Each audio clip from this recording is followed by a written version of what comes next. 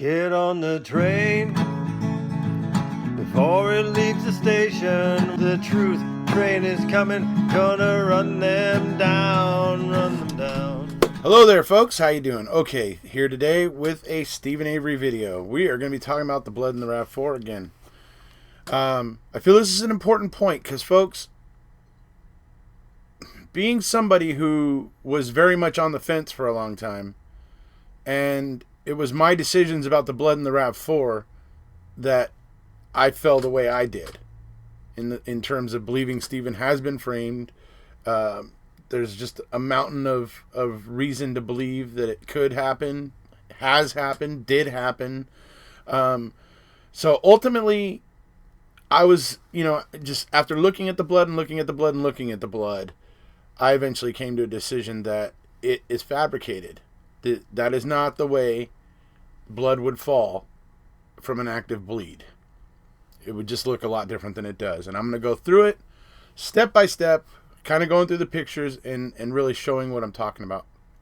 And I believe, and I'm going to give, and it's just a hypothetical, obviously, but I'm going to give what I believe happened and what order I believe it happened in, basically, which deposits of Stephen Avery's blood and kind of in which order. And I have reasons for why I believe it happened in the order I think it happened. So I'm going to go through that stuff. Got today with me, hanging with me is Ziggy. Got my commemorative Ziggy tie there to, in remembrance of her. Wearing mine, Paul, Mr. Capaldi was wearing his today when he was talking with Millbilly. So if you guys haven't seen that, go over and check that out. Interesting stuff. So I got Ziggy with me, and we're going to talk about that blood in the RAV4 because, like I said, it's the main issue that is going to be, it's the main issue to overcome. It's the one that the judges are most likely going to have the most trouble, they're going to have trouble with it. It's going to make them uncertain, and so it's going to, this is the one thing that's going to be kind of make it rough for Stephen Avery because it's blood. And people do seem to get this because it's blood. It can't be manufactured, it can't be made or synthesized or anything like that. I mean, you literally have to have it from the person. I mean, that's it. I mean, it's just, that's the way it is, right? You can't manufacture somebody's blood. You can't synthesize it, you can't anything. Okay? So that's what makes that blood so strange. Okay? And if it was, like King Kratz tells the jury, a lot of blood, a significant amount of blood from an active bleed, right? This is all their words. This is the prosecution's words, folks. This is not me putting words in their mouths. This is their words. Okay? So it's an active bleed, and they say there's like a lot of blood, but there's really not. There's 2 drops. There's a smear or squiggle, is the way I usually refer it, over by the ignition, and it's actually, when I say by the ignition, but it's not close enough to the ignition to be touched while turning the key, but anyway. Then you have the smear on the CD case, and that's it. It's just a smear, like something smeared on the CD case. And you have the flakes. Okay, these are the deposits of Stephen Avery's blood. Now, it's not on the gear, or it's not on the transmission shifter, it's not on the steering wheel, it's not on the ignition itself, and I'm going to go over why that's just mind-boggling in and of itself. But yet it's in these other places, and it's because the way the blood looks in the RAV4, just the way that it is, it looks like somebody was trying to incriminate Stephen Avery because it doesn't look like it naturally fell from an actively bleeding wound. I'm going to go through that. So, all right. So we're going to move into it now. I'm going to start with basically part 1, which is where I think the blood planting started, and that is at the rear, or basically the passenger side passenger door, for the back seat, basically. There in that door jamb. Okay? I'm just going to say this. I believe that whoever had a tiny, tiny, minuscule amount of Stephen's blood that they managed to scavenge, and I mean tiny amount. I don't believe I don't believe the person that did this had a what do they call it, a pipette or anything like that. Nope, I don't believe that. I believe somebody had maybe some kind of little plastic baggie or something that they managed to get a little bit of Stephen's blood into, right? It could have been collected from the sink. It could, I mean, Stephen bled in a number of places. So, I mean, there's a fair amount of places, most likely, that it could have been gathered by a crime scene tech with the right kind of water in their, kit to be able to reliquefy blood. But no matter what, there is a small amount of Stephen Avery's blood. I believe it's probably in like a little baggie or something, not like sterilized medical, kind of thing, but like somebody is just trying to move some of Stephen Avery's blood. I believe they moved to that rear passenger door first. To that, passenger side back seat door, basically. They go there first, I believe, because obviously whoever's planting it is realizing all of Teresa's blood is right there in the cargo area on the passenger side, in the back there, right? So they're figuring, okay, yeah, put a drop or two here, to where it looks like he was trying to help get her in, right? Like he was trying to pull, get her into the back cargo area, and that's why he would have been there at that door, maybe pulling her, and that's why he would have made blood drops there. But there's no blood mixed with Teresa's blood. None of Stephen's blood mixed with Teresa's in the cargo area, right? But we have two drops basically in the door jamb. Well, one's inside on the little plastic molding inside of the RAV4, and one is actually in the door jamb. Okay. So it's odd enough to me, number one, that Stephen Avery, if he's actively bleeding and supposedly pulling her into the RAV4 right there, why is his blood not mixed with hers? And then, so we have two drops of his blood in this door jamb only. Okay, active bleed, right? Two drops there. Now, I believe it's a possibility that they maybe meant to only do one drop. But because the way they were doing it, they accidentally got two drops. And that may have used up a lot of their supply of liquid blood. So it was going to be hard to create drops after that point. And this is my belief just because of the way it looks, right? So I'm going to go ahead and show you now what I'm talking about with those two drops. And we'll come on back. Okay, folks, here we are. This is the back passenger door. And if you look here, you can see one drop where most likely a significant amount fell because it ran a little bit, and you can see a dark spot down here where it was running down and dried. But you can also see a little tiny bit right over here. So that's why I think they started here to try to make drops here to look like he was actively bleeding here. And that's why they started here with the planting, I think. And then maybe inadvertently did this one. It's just a hunch, but well, this whole theory is a hunch, but I feel that this theory fits what we see better than anything else that I've heard, honestly. So we got these two. Okay, there we go. And like I said, the motivation to put it here would be to implicate that Stephen would have been here trying to help drag Teresa into the cargo area, and therefore that's why he would have left drops there, right? Okay, understood. Then when they finish up, right? They finish up with these, and they're thinking they got a little bit left now, but not a lot of liquid blood, because obviously maybe they did two drops and there was only a limited amount to begin with. So what do we do now? There's still some liquid blood on the bag and stuff, but there's not enough to pour out in a drip, right? So what do we do now? I know. I'll grab a Q-tip. And then we end up with this. And I will say that if you would look, it looks like it started with a Q-tip and it was dark here for a second, and then it started to lighten up and thin out, and it becomes really, really thin.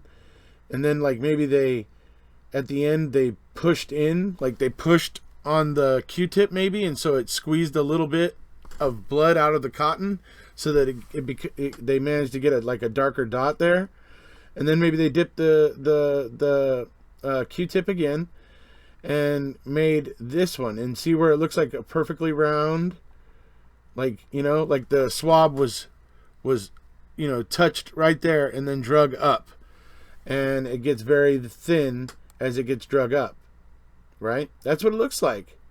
I mean, that's what it looks like. So I'm now, and because they would have needed a Q-tip at this point to get the blood out of this receptacle that they had used to hold Stephen Avery's blood, and now they're using the Q-tip to do that, right? So what else do we have? What else is there, right? We have the CD case, right? Okay, the CD case. Let's go check that out. Okay, so here we are at the CD case. And what do you notice? This tiny, tiny, tiny little smudge on there. I mean, that's it. Once again, whatever receptacle they had, whatever was left, whatever they were basically just trying to scrape whatever they could out of it. This could have been done by a Q-tip too. It just could have been that there was so little blood left that was the mark that it made, because there just wasn't a whole lot of blood left. Because I don't believe they had a lot of Stephen Avery's blood to begin with, and I believe that also when you look at this blood, that looking at this blood also proves that they did not have, they had nothing near a healthy amount or a vast amount. They had a very, very tiny amount of Stephen's blood to do this, and I think that's what we see here in the progressions of this. It's getting gradually less and less as it goes, right? Okay, now that brings us to the last thing. I'm not even going to bother with pictures of it. I'm just going to say it, because you only have to say it for it to have full effect. Flakes. Who bleeds flakes? Nobody bleeds flakes. There should be no flakes, blood flakes. So this is why I say that when the planters were done, they had whatever the receptacle was. I imagine it as a little baggie of some sort, possibly a Ziploc baggie that they used maybe to store it for a little while to keep it from drying out. And then maybe they had it down in a corner of a Ziploc baggie and they just cut that corner off when they were ready to plant. I mean, just ideas off the top of my head. But that's kind of what I imagine being used, sort of. And when they were all done, and this is all they were getting out of the Q-tip at this point, right? They figured, okay, that's it. And the blood, whatever was left in there, that was drying up on the inside of the baggie, essentially, was at the point of congealing and becoming dry. And they probably were able to just crinkle the baggie in their fingers, and that blood started probably to flake up and flake out and flake, and they were able to dump those flakes out of the baggie. And that's how I can imagine flakes getting there. You see? So, not sure exactly. I'm not 100%, sure on what the receptacle was. But, like, right now my working theory is, like I said, a Ziploc sandwich baggie that was meant to keep it fresh for a little while. And then, like I said, they probably just cut the corner off where they had, Stephen's blood had been collected, and that it was then distributed from that little piece of, baggie. So that's my thoughts on that. So, all right, let's come back and talk about one other point. Okay, so you see why I've developed that theory, because of the way the blood looks, the way it gets gradually smaller and smaller amount as it goes, and then it becomes flakes, right? So the whole thing about this is that people are gonna, people that are on the fence or people that believe Stephen's guilty are gonna say, okay, yeah, fine, okay, but where did the blood come from? Where did they get it? Where did they get Stephen's blood from? And that is a tricky thing. It's a very tricky thing, because as I've explained, you can't manufacture somebody's blood. You can't go into a lab and make Stephen Avery's blood. You can't do that. So, it's the big hump for people to get over. Where did it come from? Well, I personally have not closed off any areas of possibility. Zellner has ruled out law enforcement. I have not. I have not done so. Okay? And I refuse to do so, at least at this point, until I see something clearer for me to rule them out. But at this point in time, I see a key getting planted. At this point in time, I'm not ruling them out. I believe law enforcement could have planted the blood. Okay? I also believe in that Zellner's theory about, Bobby or Scott possibly doing it with the blood at the sink is also perfectly, reasonable theory. It has merit. But for me, I'm not closing myself off to the possibility that law enforcement did this, and here's why. Link and Colburn had the evidence kits that had the exact type of water that you would need, and it's a special type of water that you have to use to reliquefy blood without destroying the cells, essentially, so that they can be tested and stuff. So it's really the only way to reliquefy blood, so that it's more potent for testing, I guess you might say, right? Okay. Lincoln Colburn had those kits. Okay. Next question is, okay, fine. So that's how law enforcement could have done it, Eric Jose. But where did they get it? Well, I'll say this. We know that Bobby Dassey himself said he saw Stephen cutting his finger when he was trying to unhitch or hitch a trailer. I believe it was on the 30th or 31st, but Bobby actually said he saw Steve cut his finger and was bleeding trying to hitch or unhitch trailer, right? Okay. So we know Stephen was bleeding there. Okay. I know that because of the crime scene photographers, that I know Stephen Avery was also bleeding somewhere else. Okay, so this is from the crime scene investigators' photos. This is a picture of the inside of Stephen's Grand Am. And what I'm going to show you here is the way Stephen left blood in his Grand Am when he was actively bleeding from his finger. You see there's a little bit right here. Okay. This right here, that's a drop, and that is a drop. And that's all we can see in this photo. There may be some up around the ignition or whatever, but here we go. This is what we got in the crime scene photos themselves, showing us more of Stephen Avery's blood. Lots of jagged metal and stuff around that junkyard. I'm sure Stephen cut himself fairly often. I'm sure there was places around that had his blood, just like we're seeing right here. So, okay, so there you see, basically that's me laying out my kind of theory for how that blood was planted, in kind of what order the planting went. And I believe that in the showing of that, set of circumstances, it further brings home that blood was not from an actively bleeding finger. It's just not from that. If the fact that there's blood flakes doesn't convince you, if that odd squiggle by the ignition doesn't convince you, then what should convince you is seeing what it looked like, what the blood looked like in the Grand Am when Stephen actually had a bleeding finger, and what it actually looked like, and comparing that to what's going on in the RAV, right? So ultimately, that's what I think is going on here. For me, it's not a matter of proving planting with a source. No, it's the planting is proved. It's just the source is unclear. That's the reality of it. That's the true reality of it. It's obviously planted.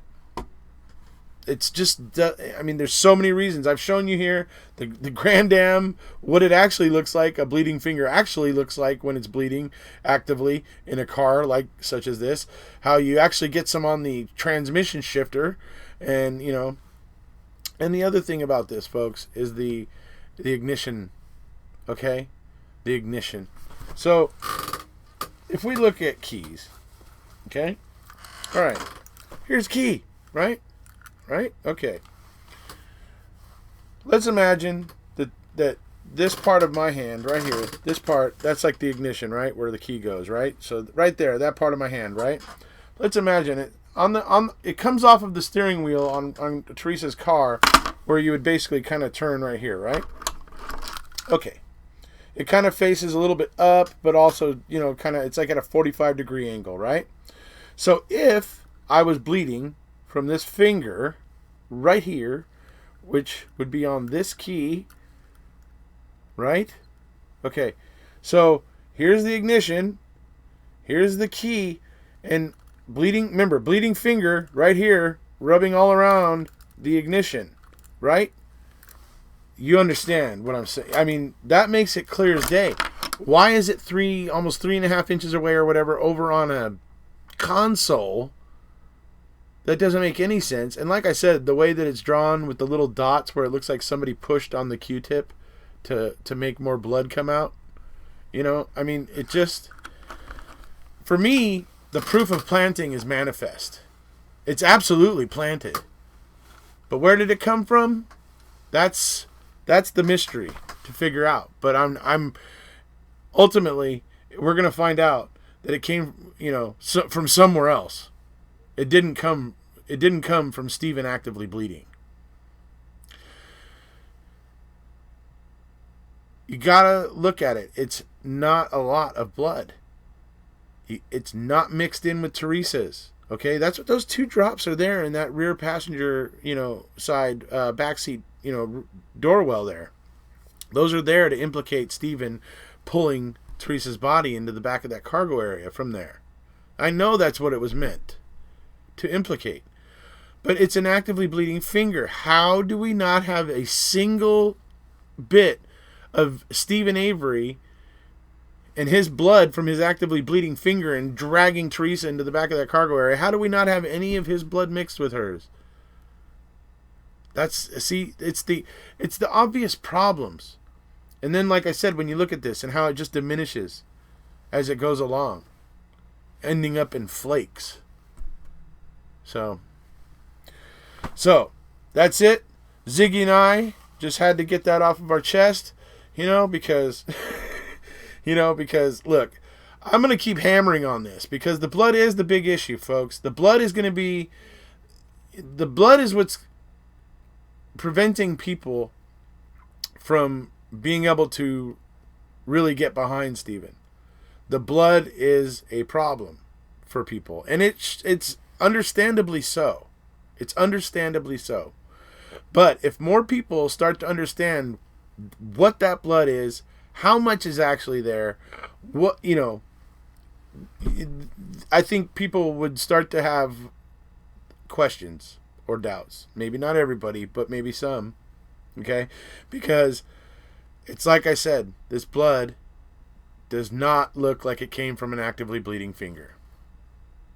It looks like it was coming from a dwindling supply of Stephen Avery's blood. And that's it. So that's the big point today. Hope you guys enjoyed this one. If you haven't already, please hit subscribe, and we'll see you.